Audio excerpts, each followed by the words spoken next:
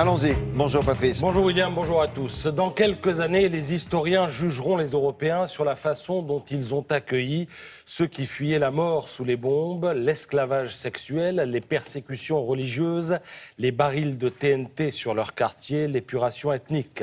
Dans les livres d'histoire, le chapitre consacré à ce moment-là s'ouvrira sur une photo, celle du corps d'un petit Syrien, Aylan Kurdi, noyé, rejeté par la mer.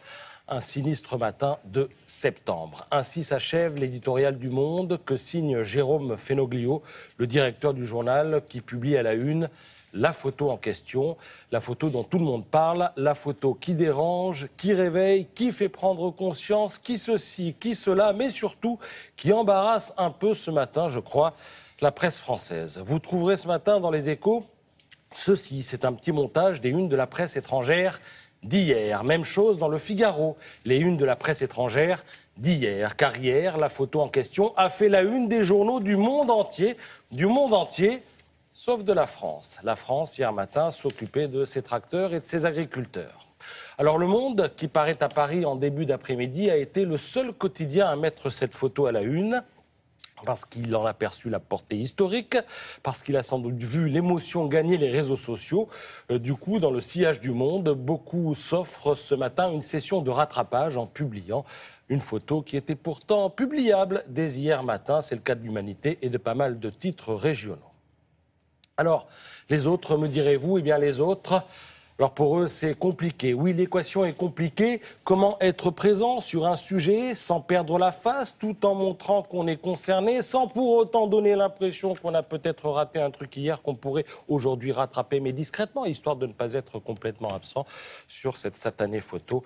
Voilà en gros, résumé à l'excès, les données du problème. Alors les journalistes, il faut le savoir, ont horreur d'être en retard sur leurs confrères. C'est d'ailleurs ce qui explique que la rigueur se dissolve parfois, pas toujours, mais parfois, dans la précipitation.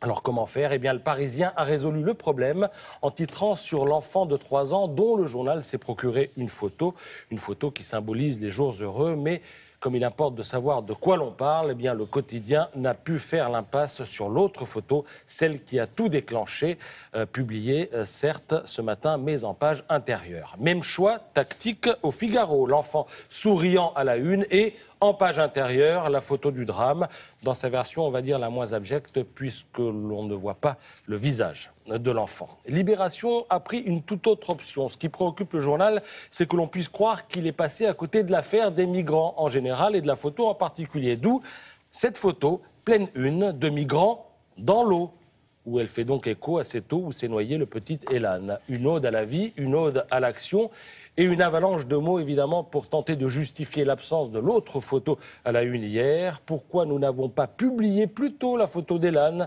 Demande le journal. Question à laquelle répond le directeur. La réponse est malheureusement simple, dit-il. Nous ne l'avons pas vue.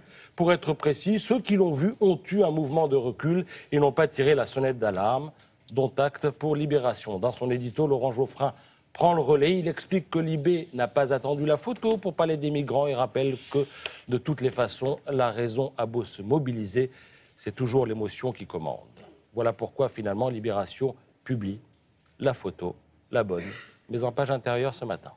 Merci beaucoup. L'actualité du cinéma maintenant avec Charlotte Bouteloup et un film dont nous vous avons déjà montré au mois de mai à propos du Festival de Cannes. Quelques images. C'est un film de l'Italien Paolo Sorrentino.